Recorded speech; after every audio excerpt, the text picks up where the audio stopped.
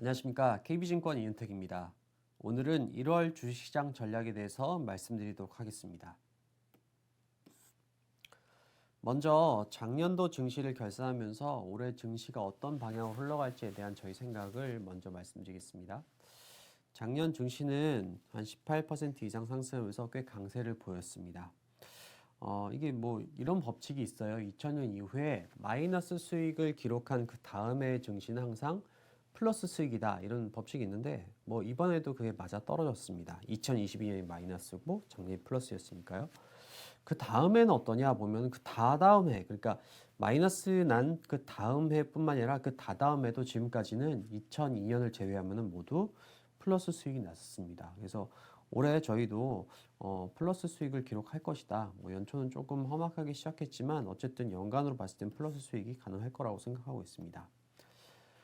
업종이나 이런 스타일을 보면요. 업종에서는 주로 이렇게 안 좋았던 거가 좋았던 걸 보면은 좋았던 것들은 주로 자본재, 중간재라고 할 수 있고요. 안 좋았던 것들은 소비재라고 부를 수 있습니다. 자본재라든지 뭐 중간재 이렇게 부르면 좀 어렵죠. 우리가 일반적으로 안 쓰는 단어잖아요. 하지만 뭐 이렇게 생각하시면 쉬워요. 소비재는 우리가 사본 적 있는 것들, 우리가 돈 주고 써본 적 있는 것들, 개인들이 뭐 화장품, 게임, 의류, 무슨 뭐 레저, 유통 이런 것들이에요. 이런 것들이 이제 소비재인 거고 자본재나 중간재라고 우리가 보통 표현하면은 우리가 일반적으로 마트나 이런 데 가서 사본 적이 없는 것들이에요. 뭐 이런 회사에서 만드는 것죠. 에코프로, 한미반도체, 무슨 하이닉스, 조선, 한국조선해양, 한화에어로스페이스 이런 데서 만드는 걸 개인이 살 일이 웬만하면 없다고요. 대신 이런 기업들의 제품들은 기업들이 사죠. 반대로 소비재는 기업들이 살 일이 없어요. 기업들이 뭐 화장품을 대량으로 구입하거나 뭐 게임을 그럴 리가 없잖아요. 그렇죠? 네, 그래서 기업들이 소비하는 것, 그러니까 투자죠. 기업들이 소비하는 것, 투자를 위해서만 필요한 것과 개인들이 소비하는 것, 이건 소비주죠. 소비를 위한 것들, 투자와 소비 두 가지로 나누시면은 이해가 쉽습니다. 그래서 결론적으로 말씀드리면은 이걸 저희식으로 표현하면 저희 거 자주 보시면 아시겠지만 저희가 작년도에 주요 업종 전략이 투자 관련 경기 민감주였어요. 투자 관련 경기 민감주. 그러니까 방어주나 소비재보다는 경기 민감주가 좋고 소비보다는 투자 관련된 게 좋다는 거죠. 그래서 전반적으로 투자 관련 경기 민감주가 강한 한 해였다고 생각하시면 될 것 같습니다. 저희는 이런 분위기가 앞으로도 조금 더 계속될 거라고 생각을 하고 있습니다.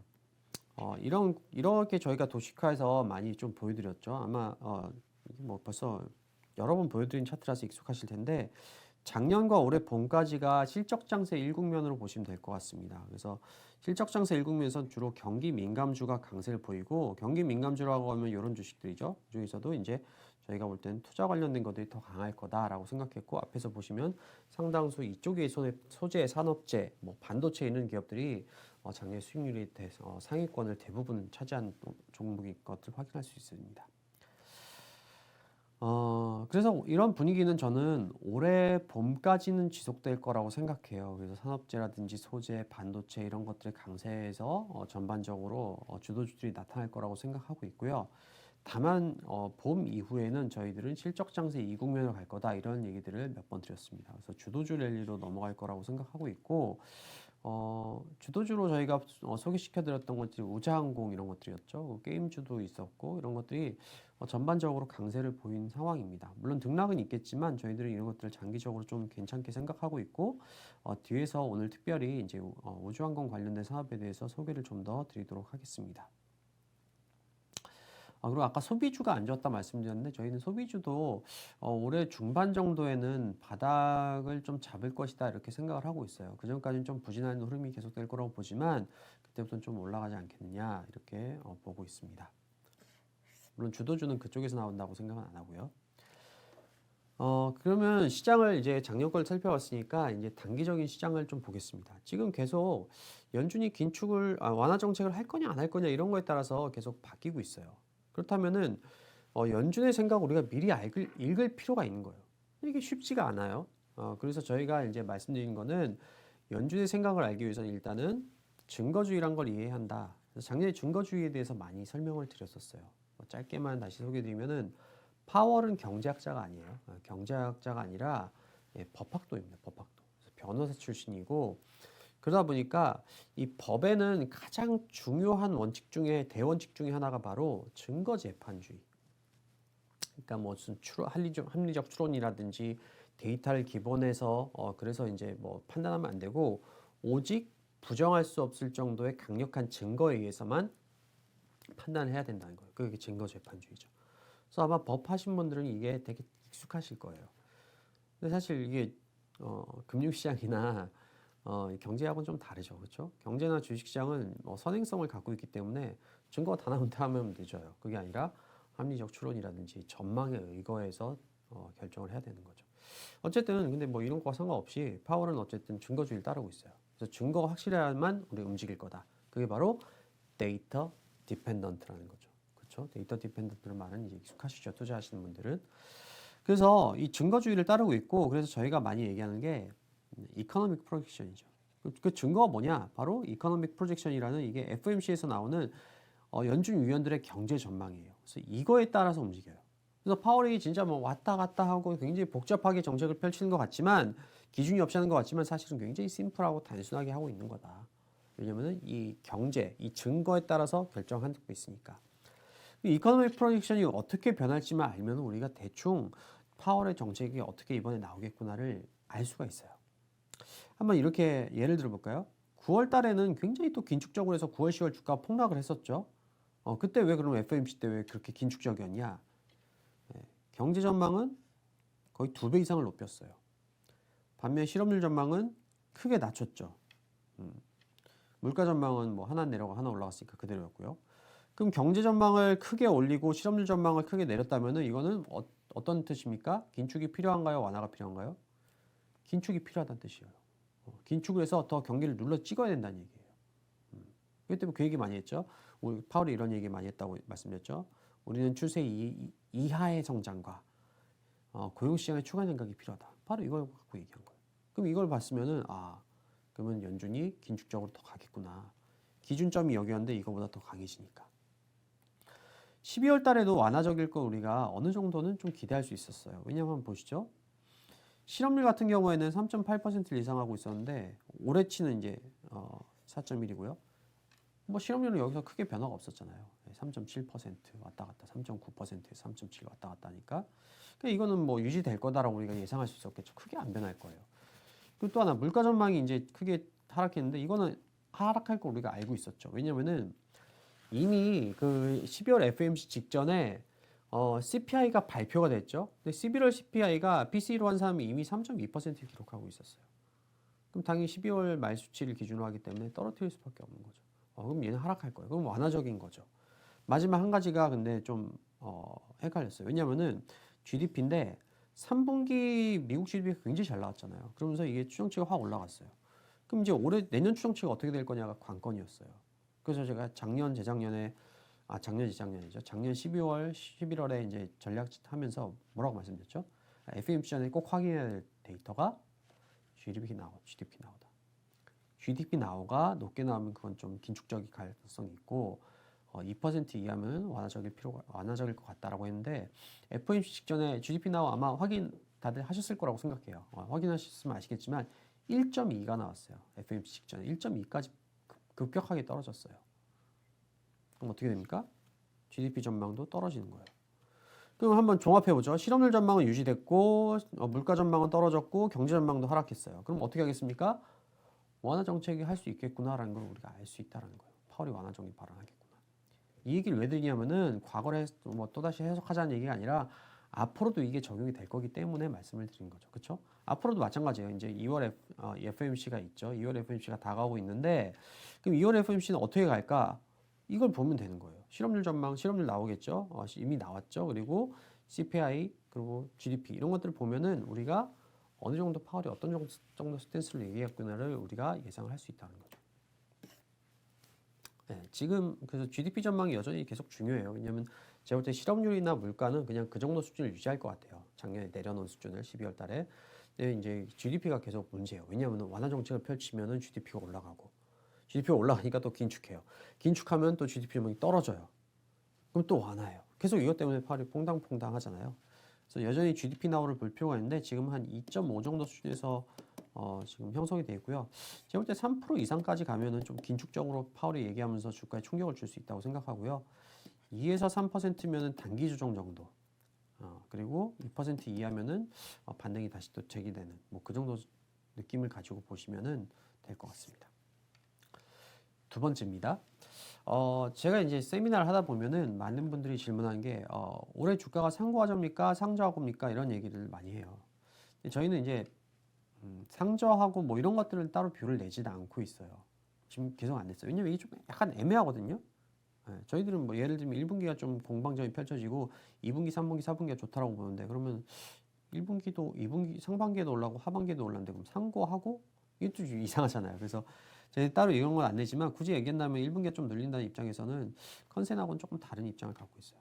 하지만 어쨌든 저희들은 상고하저 상저하고 의견을 내기보다는 대신 이거에 대안으로 매도 매수 시그널을 좀 제시하는 쪽으로 하고 있죠. 그래서 저희 걸 오래전부터 보신 분 아시겠지만 2021년에 이제 매수 시그널로 저희가 제시했던 게 재작년에 제시했던 게 국채금리가 왕이다 하면서 국채금리가 10년물 금리가 정점 찍으면 주식 삽시다 이런 걸 시그널로 제시했었죠. 이번에 제시한 게 매도 시그널로 제시한 건 이거였죠. 매도 시그널은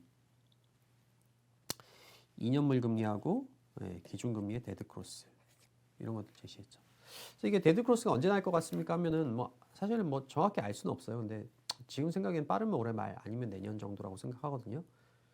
그래서 그때쯤은 좀 주의할 필요가 있지 않나 싶은데 뭐 시기보다는 아까 말씀드렸듯이 이 데드크로스가 나는 게 중요해요.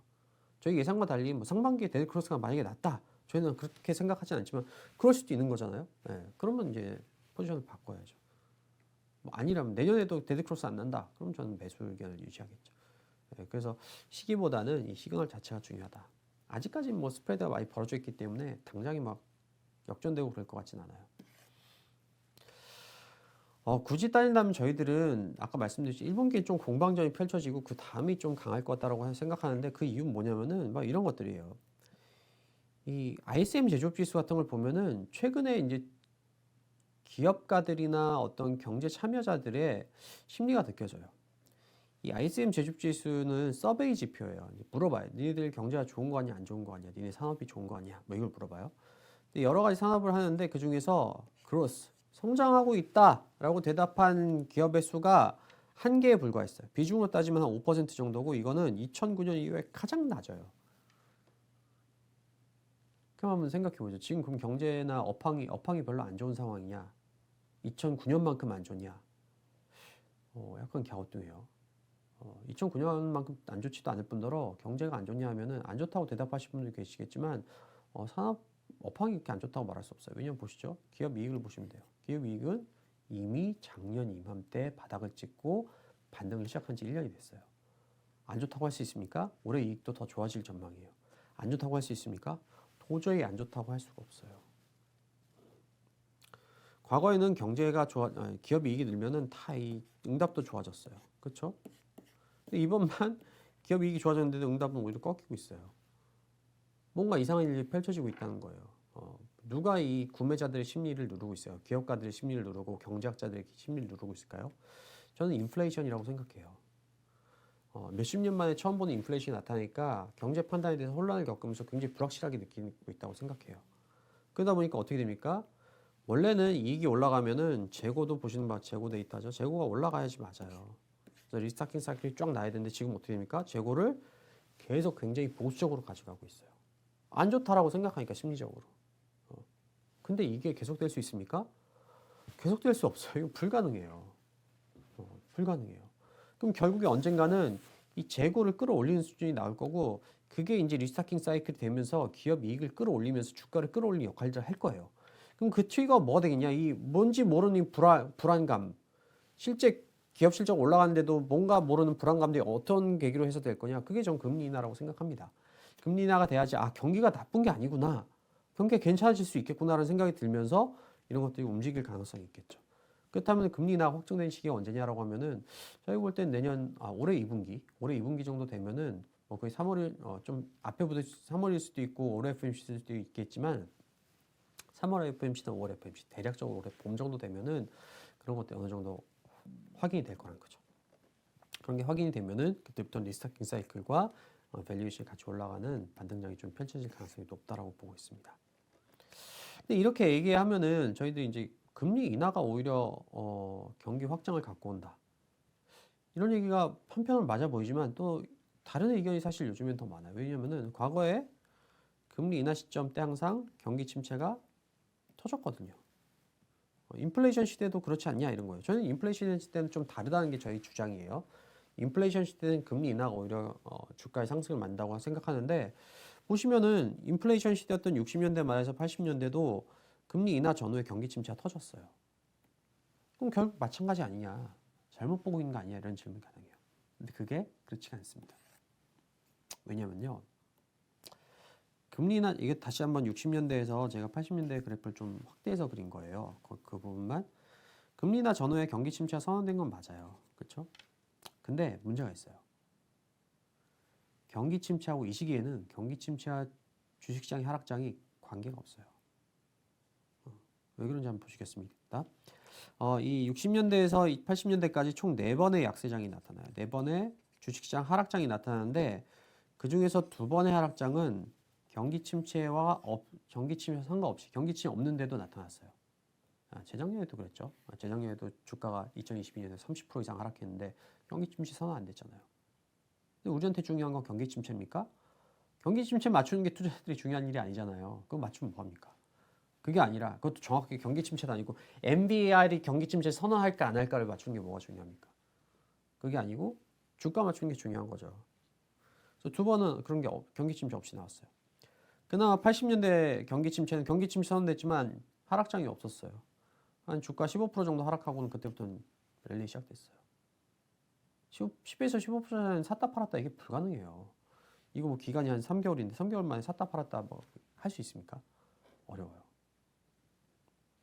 그나마 나머지 2번이 경기 침체와 약세장이 겹친 것처럼 보이지만 사실 자세히 보면 이것도 틀린 말이에요. 왜냐면은 경기 침체 선언되기 1년 전, 이게 한 칸이 1년이거든요. 1년 전에 이미 주가가 1년 동안 주가가 이미 하락한 상황이에요. 이때는 조금 더 하락하긴 하지만 이때는 오히려 저가 분할 매수가 시작돼야 되는 시점이죠. 그렇죠? 오히려 경기 침체 나오면서 반등이 시작돼요. 아까도 말씀드렸지만 우리는 목표가 경기 침체, NBR이 경기 침체에 선언하는 시점을 맞추는 게 우리 목표가 아니에요. 우리 목표는 주식을 맞추는 거죠. 그럼 우리가 언제 주식이 하락한다고 그걸 어떻게 맞추냐? 아까 말씀드렸죠. 그게 바로 긴축이 시작되면 주가는 하락하는 거예요. 그렇죠? 긴축이 시작되면 주가는 하락하는 거예요. 긴축이 시작되면 주가는 하락하는 거예요. 반면 완화가 시작되면 주가는 상승이 시작되는 거예요. 완화가 시작되면 주가는 상승하는 거예요. 완화가 시작되면 주가는 상승하는 거예요. 완화가 시작되면 주가 상승하는 거예요. 그렇죠? 그렇기 때문에 저희는 다음 매도 시그널, 그러니까 뭐 10%짜리 조정은 한번 언제든 나올 수 있어요. 그게 아니라 막 다시 30% 이상 하락하는 반토막 하락장이 언제 나타날 거냐라고 하면 저희들은 긴축이 나올 때는 주가 하락할 수 있다. 그럼 긴축할지 안 할지 우리가 어떻게 하냐? 그게 앞에서 보여드렸던 2년물, 10년물 금리, 2년물하고 기준금리 데드크로스. 이거 말고도 저희가 몇 개 데이터를 이제 계속 연구를 하고 있어요. 그래서 아마 위기가 닥치는 시기쯤 되면 저희가 더 많은 지표를 제시해 드릴 텐데 이런 식으로 보면은 주식시장을 좀 우리가 잘 이해하고 따라갈 수 있다라고 생각합니다. 전 여기까지 말씀드리고요. 이어서 업종 전략에 대해서 말씀을 드리도록 하겠습니다. 네, 안녕하세요. 이어서 말씀드리도록 하겠습니다. 저는 KB증권 주식전략팀에서 계량 분석 퀀트 담당하고 있는 김민규입니다. 저는 이제 업종을 실적 이야기로 좀 말씀을 드려보도록 할 텐데요. 일단 결론부터 말씀드리면은 그래도 연초, 그러니까 올해 뭐 한 초순 정도까지는 그래도 이제 경기 민감주들, 뭐 IT나 소재 산업재 이런 업종들을 계속 선호하는 전략, 그리고 그 이후부터는 테마주, 뭐 주도주 전략 이런 것들을 좀 제시를 드리고 있고요. 일단 지금 4분기 실적 시즌이 곧 시작이 됩니다. 그래서 4분기 실적 관련돼서 좀 말씀을 먼저 드려보고 그거를 업종으로 어떻게 연결시킬지를 말씀을 드려보도록 하면은 일단 이 표에 보시는 것처럼 이 표는 지금 시장과 그리고 또 업종별로 4분기 매출, 영업이익, 순이익 전망치입니다. 근데 일단 뭐 업종별로 먼저 보시게 되면은 뭐 운송이나 이런 업종들을 제외하면은 대부분 업종들이 지금 다 작년 대비로 뭐 매출액도 그렇고 영업이익도 그렇고 대부분 성장이 나온다라고 전망치가 형성이 되어 있고요. 그리고 시장 전체로 봤을 때는 지금 작년 대비 영업이익이 173%, 뭐 금액으로는 뭐 47조 원 이렇게 추정치가 형성이 되어 있습니다. 근데 173%면은 뭐 2배 이상 늘어나는 숫자니까 엄청나게 큰 폭의 증이익이죠. 하지만 4분기 실적 같은 경우에는 이렇게 시장의 예상을 달성했던 적이 거의 뭐 단 한 번도 없습니다. 보통은 뭐 일회성 비용들, 뭐 여러 가지 계절적인 요인들로 인해서 4분기 실적은 예상치를 밑도는 게 일반적이었는데요. 그럼 얼마나 시장의 예상을 밑돌았는지 매출과 영업이익을 좀 분해해서 말씀을 드려보면은 일단 사실 매출 같은 경우에는 예상치에 부합하는 경우가 일반적이었습니다. 보시는 것처럼 매출액 추정치가 시장의 예상 대비 얼마나 많이 벗어나는지 어닝 서프라이즈라고 표현을 하죠. 그것을 최근 10년 동안 4분기 실적 시즌에 대해서 복기를 해보면 평균 마이너스 0.2%, 즉 거의 전망에서 벗어나지 않는 그런 결과를 내보였습니다. 하지만 영업이익 같은 경우에는 이야기가 달라지는데요. 말씀드렸던 것처럼 여러 가지 비용들이 좀 반영이 되면서 영업이익 같은 경우에는 평균 마이너스 17.3% 하회하는 그런 결과를 기록했습니다. 많이 빗나갔을 때는 작년에 마이너스 45% 정도까지 빗나갔었던 적도 있기는 한데요. 그러면은 이 정도를 대입해서 지금 시장의 예상보다 마이너스 17%덜 나올 수도 있겠구나라고 생각해 볼 수도 있겠지만 사실 이거는 단순 평균인 거고 조금 더 디테일하게 이익률을 갖고 추정을 해볼 수도 있습니다. 이익률을 보는 이유가 우리나라 기업 이익률이 경기와도 굉장히 밀접한 연관을 갖고 있고 또 계절성도 굉장히 강하게 나타나는 지표이기 때문인데요. 지금 4분기 코스피 기준으로 영업이익률이 대략 5.5% 정도 전망치가 형성이 되어 있습니다. 즉 매출 대비 이익이 5.5% 정도 난다라는 건데요. 근데 보통 4분기 같은 경우에는 여러 가지 계절적인 요인들로 인해서 3분기 대비 QOQ로 1.9%포인트 정도 이익률이 낮아지는 것이 일반적이었습니다. 그래서 이 정도만큼 이번에도 이익률이 예상보다 낮을 걸로 예상을 한다라고 하면은 앞에 표로 잠깐 다시 넘어가서 코스피 영업이익 성장률은 앞에서 보여드렸었던 170%가 아니고 대략 한 110 정도로 낮아지는 그런 정도의 수치를 예상을 해볼 수가 있을 것 같고요. 그래도 엄청난 폭의 증이익이죠. 2배 이상 실적이 늘어나는 거니까 실적이 굉장히 좀 좋아진다라고 볼 수는 있지만 다만 이거는 기저가 낮은 영향도 있습니다. 그래서 이제 일각에서는 실적이 좋아지는 거는 기저가 낮은 영향이고 실적이 좋아지는 것보다 4분기니까 시장 예상보다 실적이 잘 못 나올 테니까 그게 주가도 누르고 또 시장에 부정적으로 작용하지 않을까라는 우려도 있습니다. 하지만 4분기 실적 시즌만큼은 실적 물론 중요하긴 하지만 그게 예상을 밑돈다라고 해서 그게 직접적으로 주가에 연결되는 비율은 높진 않았습니다. 물론 개별 기업으로 들어가 보면은 그런 종목들도 있긴 하겠지만 이 데이터를 통해서 한번 설명드리면은 이 데이터는 최근 10년 동안 1분기, 2분기, 3분기, 4분기 이 4번의 실적 시즌 동안 평균적으로 실적이 예상에 좀 못 미치고 부진한 성적을 내보인 기업들이 주가도 실제로 안 좋은 그런 비율을 한번 추적해 봤습니다. 그러니까 실적이 안 좋다고 주가도 안 좋았냐 이거를 숫자로 표현해 본 것이고요. 3분기 같은 경우에는 이 비율이 굉장히 높습니다. 70%. 즉 실적이 안 좋은 업종이 10개가 있었으면은 그중에 7개는 주가 수익률도 코스피 대비 부진한 수익률을 기록했다라는 건데요. 하지만 4분기 같은 경우에는 그 비율이 45%로 굉장히 많이 낮아집니다. 45%면은 반반 정도에 해당이 되죠. 반반이라는 확률은 사실 통계적으로는 가장 의미가 떨어지는 그런 확률이기 때문에 결론적으로 4분기 실적 예상보다 좀 부진할 수는 있겠지만 그게 주가로 연결될 확률은 다른 시기보다는 좀 높지 않다라는 거고요. 그럼 우리가 4분기 실적 시즌 대응 전략을 세울 때 어떤 요소들을 봐야 할까? 이거를 좀 고민해 봤습니다. 결론적으로는 실적 쇼크 자체보다 그 이후의 전망치 변화 그리고 그 전망치 변화에 따라서 나타나는 이 스타일의 차별화를 주목해 볼 시점이다라는 거고요. 일단 저희가 아까 4분기 이익률로 봤을 때 대략 170%에서 110%로 YOY 성장에 대한 눈높이를 낮춰봐야 된다라고 말씀을 드렸는데 이거를 전망치 대비 어닝 서프라이즈로 표현하면은 뭐 마이너스 30% 정도의 어닝 쇼크입니다. 근데 이 어닝 쇼크가 중요한 이유가 물론 주가에는 직접적으로 연결되는 영향력은 다른 시기보다는 낮아지긴 했지만 실적이 예상을 밑돌면 밑돌수록 이익 추정치가 좀 많이 내려가게 됩니다. 그러니까 이 그림에 보시면은 X축에 표현해드린 수치가 4분기 실적 시즌 때 결과이고요. 즉 왼쪽에 있을수록 4분기가 예상보다 어닝 쇼크를 기록한 것이고 오른쪽에 있을수록 어닝 서프라이즈를 기록한 건데 지금 서프라이즈라고 해도 다 마이너스 쪽이죠. 4분기이기 때문에요. 그리고 Y축에 있는 수치는 이익 전망의 방향입니다. 그러니까 4분기 실적 시즌 동안 올해 이익 전망이 어떻게 되는가 이거를 본 것입니다. 그러니까 예를 들어 올해라고 치면은 지금 2023년도 4분기 실적이 나오는 시기죠. 근데 같은 기간 동안 2024년도 이익 추정치가 어떻게 변했는가 이거를 본 것이고요. 근데 보시는 것처럼 거의 반비례해서 나오고 있습니다. 그러니까 이익이 잘 못 나오면 못 나올수록 미래 실적에 대한 전망이 낮아진다라는 건데요. 이거는 사실 애널리스트들이 실적 추정을 할 때 과거 데이터를 기반으로 미래의 실적을 전망하기 때문에 과거 실적이 자기들 예상보다 못 나오면 못 나올수록 미래 실적 전망치도 뭐 내려잡는 그런 경향이 있어서 이런 반비례가 나온 것이고요.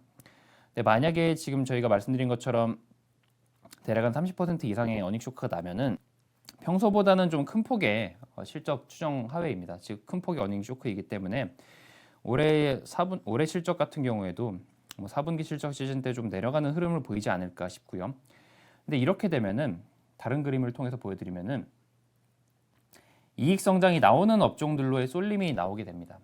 요거를 이제 똑같은 그림의 같은 데이터를 이제 X축에다 옮겨놓은 것이고요. 즉 이 그림의 X축 같은 경우에는 연초의 이익 전망치의 방향성을 표현을 해드렸고요. 그리고 Y축에 새로 그려드린 데이터가 같은 기간 동안 성장주와 가치주의 상대 수익률입니다. 그러니까 위쪽에 있을수록 성장주가 강세를 보인 기간이고 아래쪽에 있을수록 가치주가 강세를 보인 기간인데요. 보시는 것처럼 이익 전망이 내려가면 내려갈수록 성장주가 강세를 보이는 모습이 나옵니다. 그러니까 이 말은 실적에 대한 전망이 좀 불확실해지고 실적 전망이 조금 암울한 그림자가 드리워질 때 성장주가 좋다라는 거죠. 그러니까 이렇게 해석해 보시면 될 것 같아요. 실적이 좀 사람들이 생각할 때 좀 잘 안 나올 것 같은 그런 전망이 갑자기 시장에 확산을 하기 시작하면 그만큼 반대급부로 실적이 개선될 것 같은 그런 종목으로 쏠림이 일어난다라는 거죠. 즉 그만큼 실적이 개선되는 종목들의 매력은 상대적으로 부각이 되기 때문에 주가가 그런 종목들이 좋았다라는 거고 그러면은 지금 성장주로 분류가 되어 있는 쪽이 뭔가를 봐야 될 텐데 사실 우리나라처럼 경기 타는 그런 나라에서는 성장주로 분류된 뭐 인덱스 안에 들어가 있는 종목들을 보는 것도 물론 의미가 있겠지만 그것보다는 경기가 지금 안 좋아졌다가 올라가는 그런 상황일 때는 실적이 올라갈 업사이드가 많은 그게 이제 이익률로 들어가는 업종을 보면 되지 않을까라고 생각을 했고요. 그래서 뭐 성장주 지수 안에 들어가 있는 것을 본 것이 아니고 업종별로 심플하게 올해 이익 성장이 나올 걸로 예상이 되는 게 뭐가 있는가 이거를 봤습니다. 뭐 결론적으로는 그게 이제 IT나 소재나 산업재 쪽이다라는 거고요. 요 그림에 보시면은 뭐 숫자가 좀 복잡하지만 간단하게 설명드리면은 업종 중에서 제가 여기 회색으로 쳐드린 업종들이 2024년도 영업이익 성장률도 다른 업종들보다 높고요. 그리고 이익률 같은 경우에도 다른 업종들보다 올라갈 여지가 많은 즉 바닥까지 내려온 그런 상태인 것들만 한번 추려보았습니다. 뭐 이익률을 본 이유가 방금 전에도 차트를 보여드렸지만 우리나라 같은 경우에는 이 경기 지표랑 이익률이랑 굉장히 좀 밀접한 연관을 갖고 있고 그만큼 이익률이 바닥까지 내려왔을 때는 결국에 이익률이 올라갈 업사이드가 많은 것들을 꼽으면은 실적이 좋아진 것들을 선택할 때 굉장히 좀 좋은 지표이기 때문이고요. 그래서 다시 위표로 돌아와서 보여드리면은 그런 업종들이 결국에 IT나 뭐 소재산업재 이쪽에 많이 몰려 있다라는 거죠. 그래서 이런 뭐 IT 쪽, 뭐 반도체나 IT 부품 이런 쪽을 저희가 12월 달에도 비중 확대 업종으로 추천을 드렸었고 뭐 실제로 이제 수익률도 좋았었는데 1월 달에도 계속해서 유지를 하고 있습니다. 그 이유가 여전히 실적으로는 이런 IT나 소재산업재 쪽이 올라갈 여지가 많은 그런 상태이고 또 그거를 아직까지 눈으로 보여준 단계가 아니기 때문에 올해 뭐 초중반 정도까지는 그래도 이렇게 실적으로 올라갈 여지가 있는 이런 경기민감 쪽을 좀 더 선호를 하고 있고요. 물론 그 이후에는 이런 업종들이 이익률로도 뭐 한 6, 7% 올라가고 뭐 실적으로 또 개선되는 것을 눈으로 확인을 하고 나면은 그 다음부터는 이제 다시금 이제 뭐 밸류에이션 상승 탄력이 좀 약화를 하면서 다른 주도주들로 넘어가는 단계가 나오지 않을까 생각을 합니다. 그래서 그런 주도주들에 대한 힌트를 어떤 관점으로 얻어야 될지는 뒤에 이어서 저희 시황 담당 하인환 의원이 마지막으로 말씀드리도록 하겠습니다. 네, 안녕하십니까. KB증권 주식 시황 담당 하인환입니다. 오늘은 두 가지 내용 중심으로 말씀을 드리겠습니다. 첫 번째는 2024년에 주목해야 할 그룹사를 말씀드리려고 하는데요. 2023년에 이제 주식시장에서 가장 많은 관심을 받았었던 그룹이 뭐냐라고 한다면은 아무래도 포스코 그룹이 아닐까 싶습니다. 그런 그룹사 관점에서 2024년에 제가 주목하고 있는 그룹사는 바로 이 삼성이다라는 거고요. 삼성이 2024년부터 투자를 본격화할 가능성이 높기 때문에 저는 이 삼성을 주목을 하고 있습니다.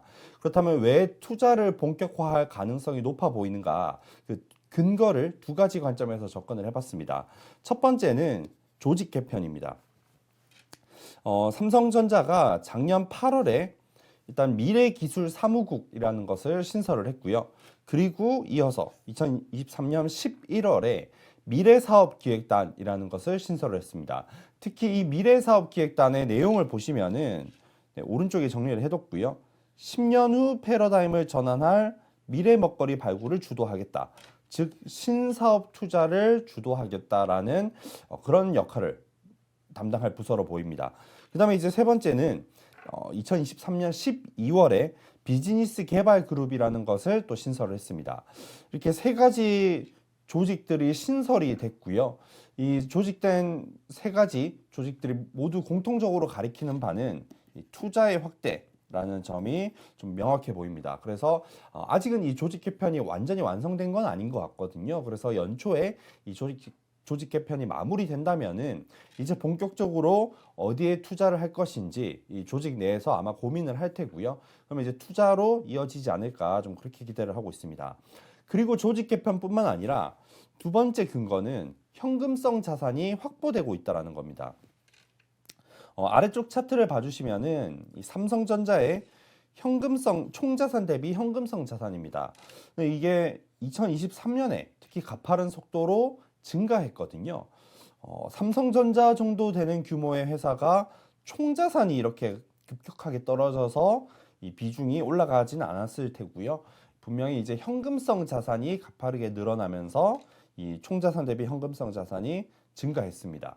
그리고 여기에 더해서 12월에 삼성 디스플레이가 배당을 확대할 수도 있는 그런 결정을 했죠. 그래서 이 삼성 디스플레이가 배당을 확대하게 된다면은 그 자금이 일부 삼성전자로 흘러 들어갈 수 있는 상황이고, 그렇다면 삼성전자의 현금성 자산은 더 증가할 것으로 예상이 됩니다. 그래서 말씀드렸던 조직 개편에 이어서 현금성 자산까지 축적하고 있는 이런 모습들은 저는 이제 삼성그룹이 올해부터 본격적으로 투자를 해나가지 않을까, 그런 관점에서 주목을 하고 있습니다. 그렇다면 이제 저희가 관심을 가져야 될 분야는 어디에 투자를 할 것인가라는 것인 거죠. 관심을 갖고 있는 분야는 이제 반도체를 고도화하는 거, 그 다음에 바이오 쪽, 그 다음에 전장, 이렇게 세 가지. 이거는 이제 기존 사업을 고도화하는 투자라고 볼 수가 있고요. 로봇이나 AI 같은 또 이런 기술들은 신사업을 발굴하는 관점으로 접근을 해볼 수가 있겠습니다. 저희 이제 KB증권에서 이렇게 말씀드리는 내용들을 자주 접하시는 분들은 잘 아시겠지만, 저희가 작년, 재작년 거의 2년 동안 로봇에 대해서 말씀드려 왔었거든요. 그래서 이제 지금 2023년에는 로봇보다도 제가 오히려 관심을 갖고 있는 분야는 전장 쪽입니다. 특히 작년 11월에 아까 보여드렸던 이 미래사업기획단이 신설된다라고 발표한 날, 하만이라는 삼성전자의 자회사가 룬이라는 기업을 인수한다라는 소식이 또 발표가 됐습니다. 그리고 거기에 더해서 지난주에 삼성전자가 현대차랑 MOU를 맺었고요. 그리고 또 테슬라랑 협력을 하고 있다라는 얘기도 뉴스로 나오고 있습니다. 그래서 이런 소식들이 전장 쪽에 대한 투자를 강화하고 있는 게 아닐까, 좀 그렇게 판단을 하고 있습니다. 그래서 삼성그룹에 대해서는 일단 올해 가장 주목해야 하는 그룹사로 말씀을 드렸고, 이제 투자를 좀 준비를 하고 있는 상황이기 때문에 오늘 명확한 결론을 말씀드리기는 좀 제한됩니다. 앞으로 중요한 변화가 있을 때마다 계속해서 업데이트를 드릴 예정이고요. 오늘 두 번째로 말씀드릴 주제는 우주항공입니다. 로봇에 대해서 잠깐 말씀드렸는데, 작년에 제가 가장 주목했었던 테마가 뭐냐라고 하면은 저는 로봇을 꼽을 수가 있겠습니다. 로봇과 AI를 꼽을 수가 있는데, 올해 제가 제일 주목하고 있는 테마는 바로 이 우주항공입니다. 우주항공에 주목하는 이유는 크게 세 가지 관점으로 나눠볼 수가 있는데요. 첫 번째는 국제 정치적인 관점으로 접근을 해봤습니다. 차트를 두 개 비교해 보시면은 여기 노란색으로 표시한 시기가 이 탈세계화 시대입니다. 이 탈세계화 시대에는 공급망 재편을 해야 되죠. 그래서 공급망 재편을 해야 되기 때문에 경제 논리보다는 정치적인 논리가 더 앞서면서 투자가 늘어날 수가 있습니다. 그래서 과거 이 탈세계화 시대 때마다 설비 투자 증가율이 항상 높아졌었다라는 점을 확인을 해보면서 이제 작년에 주로 이 설비 투자가 확대됨에 따라서 나타나는 수혜주들, 산업재, 2차 전지, 반도체, 뭐 로봇 이런 것들을 굉장히 많이 말씀드려 왔습니다. 근데 이제 올해도 계속 이 설비 투자만 볼 것인가? 저는 그 투자의 형태를 좀 확장해 보면 좋지 않을까라고 생각이 들더라고요.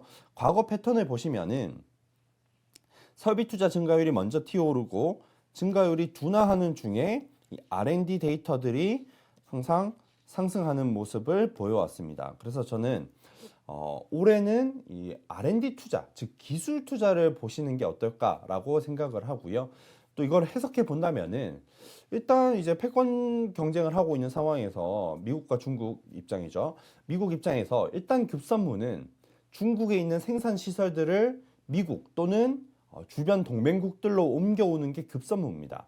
근데 이제 공장만 옮기면 다 끝나는 것이 아니겠죠. 이 기술 패권 경쟁이 또 진행이 되고 있기 때문에 이 기술에 대한 투자가 또 중장기적으로 계속되지 않을까 저는 그렇게 생각을 하고 있습니다. 그래서 이 기술에 대한 투자를 저희가 확인을 해봐야 되는데, 이 기술에 대한 투자 아이디어를 얻기 위해서 제가 주로 참고하는 기관은 다르파입니다. 이 다르파는 미국 국방부 산하의 연구기관이거든요. 1950년대 미국과 소련이 패권 경쟁을 하는 과정에서 만들어졌기 때문에 지금처럼 기술 패권 경쟁을 하는 상황에서 다시 참고할 가치가 있는 거고, 그리고 이 다르파의 예산을 보시면 정확하게 트럼프 대통령 때부터 예산이 계속 늘어나고 있습니다. 그래서 지금 다시 또 예산이 늘어나고 있기 때문에 볼 가치가 충분하다라고 생각을 합니다. 그리고 이 다르파의 예산을 보면 예산이 가장 많이 증가하고 있는 쪽이 지금 우주항공 쪽이거든요. 그래서 이 국제정치적인 관점에서 기술 패권 경쟁이 진행되고 있기 때문에 이 우주항공 쪽에 관심을 가져보자라는 생각입니다. 그리고 이제 또 국제정치적인 관점에서 미국이 공급망 재편을 하기 위해서 여러 국가들과 협력을 하고 있죠. 그 협력의 관점에서 또 우주항공 쪽에 추진하고 있는 프로젝트가 아르테미스 프로젝트입니다. 올해는 이 아르테미스 프로젝트에 대해서 관심을 많이 가져보셔야 될 것 같은데, 이 아르테미스 프로젝트가 2024년, 즉 올해 11월에 유인 지구 궤도 비행을 목표로 하고 있습니다. 거의 연말이긴 하지만 그 준비가 지금 계속되고 있기 때문에 올해 계속 좀 관심을 가져보시는 게 좋지 않을까라고 생각을 하는 거고요.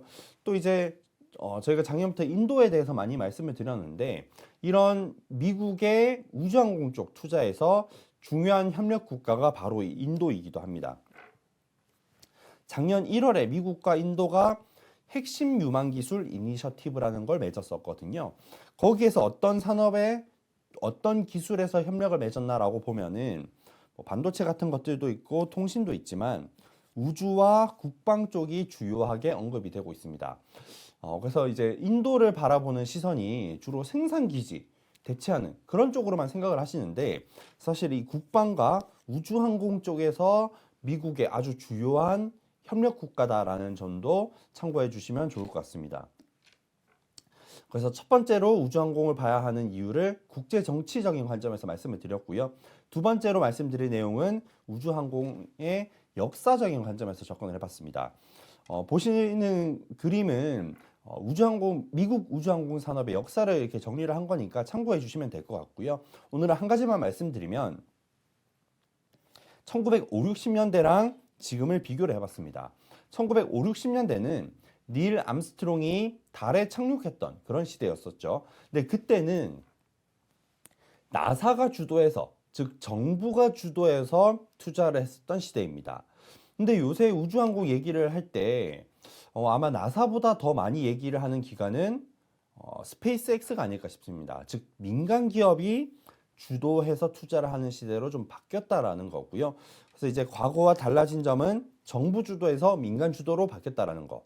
그리고 이 바뀐 게 의미하는 바는 정부가 주도해서 투자했을 때는 돈을 버는 게 목적이 아니죠. 이제 과학기술의 우위, 국방력의 강화 이런 관점에서 투자를 했던 겁니다. 근데 지금은 민간 기업이 주도해서 투자를 하는 시대로 바뀌었기 때문에 민간 기업들은 상업화를 해서 돈을 버는 게 주요한 목적이죠. 그래서 저는 민간이 주도해서 투자하는 시대로 바뀌면서 상업화의 필요성이 대두될 것이다 라고 생각을 합니다. 상업화의 필요성이 대두되기 때문에 우리 같은 주식 투자자들이 특히 또 관심을 가져야 된다라고 생각을 하고요. 그렇다면 이 상업화가 구체적으로 어떻게 진행될 것인가, 이거를 이제 스페이스X나 블루오리진을 통해서 참고를 해볼 수가 있을 것 같은데, 스페이스X가 일단 선두에 있죠. 스페이스X는 이 상업화를 사업의 영역을 확장하는 쪽으로 계속 추진을 하고 있습니다. 2010년대에는 왼쪽 그림에서 보시는 것처럼 발사 대행 서비스를 통해서 이 수익을 계속 확대해 왔었고요. 보시면 발사 성공 횟수가 늘어난 만큼 수익도 확대됐습니다. 그리고 2019년부터는 오른쪽 차트에서 보시는 것처럼 위성통신 서비스, 즉 스타링크를 통해서 위성통신 서비스를 통해서 수익을 확대해 오고 있습니다. 그런데 이때의 위성통신 서비스의 주요 고객은 정부와 민간 기업이었었거든요. 근데 이제 최근에 나오고 있는 얘기는 이 고객군이 소비자로 확장될 수 있는 그런 뉴스가 나오고 있습니다. 즉 휴대전화로 직접 통신 서비스를 제공하는 다이렉트 투 셀이라는 서비스를 이제 스페이스X가 지금 추진을 하고 있거든요. 그렇게 된다면은 고객군이 소비자로 더 확장되면서 수익이 확대될 가능성이 높을 것입니다. 그래서 이 스페이스X는 이런 쪽으로 사업을 추진하고 있는 상황이고, 제프 베조스, 즉 블루오리진 같은 경우는 한 가지 중요 뉴스만 언급을 해드리겠습니다. 최근에 이제 2023년 말쯤에 나왔던 뉴스인데요. 블루오리진이 ULA라는 기업을 인수할 수도 있다라는 뉴스가 나왔습니다. 근데 이 ULA라는 기업은 2005년쯤에 보잉과 록히드 마틴이 합작사로 만든 기업이거든요. 근데 이 보잉과 록히드 마틴이라고 하면은 나사가 주도해서 우주항공에 투자를 했었던 그런 시대 때 가장 큰 수혜를 받았던 기업입니다. 그런데 이제 블루오리진은 지금 이제 민간이 주도해서 투자를 하고 있는 가장 대표적인 기업 중에 하나죠. 그런 기업이 ULA를 인수한다라는 거는 아까 잠깐 말씀드렸던 것처럼 주도권이 전환하는 거를 좀 상징하는 이벤트가 되지 않을까라고 생각을 합니다. 그래서 저는 이런 이벤트가 굉장히 큰 의미를 갖고 있다라고 생각을 하고요. 세 가지 관점에서 이제 우주항공에 대해서 주목해야 하는 이유를 말씀을 드렸는데, 앞으로 또 구체적인 내용들 더 계속해서 업데이트를 드릴 예정이고, 올해는 이 우주항공 산업에 대해서 계속 관심을 가져보시는 게 어떨까라고 정리해 드리겠습니다. 네. 오늘 그래서 저희 KB증권 주식전략팀에서 준비한 내용은 여기까지고요. 또 다음 달에도 더 좋은 내용으로 찾아뵙겠습니다. 감사합니다.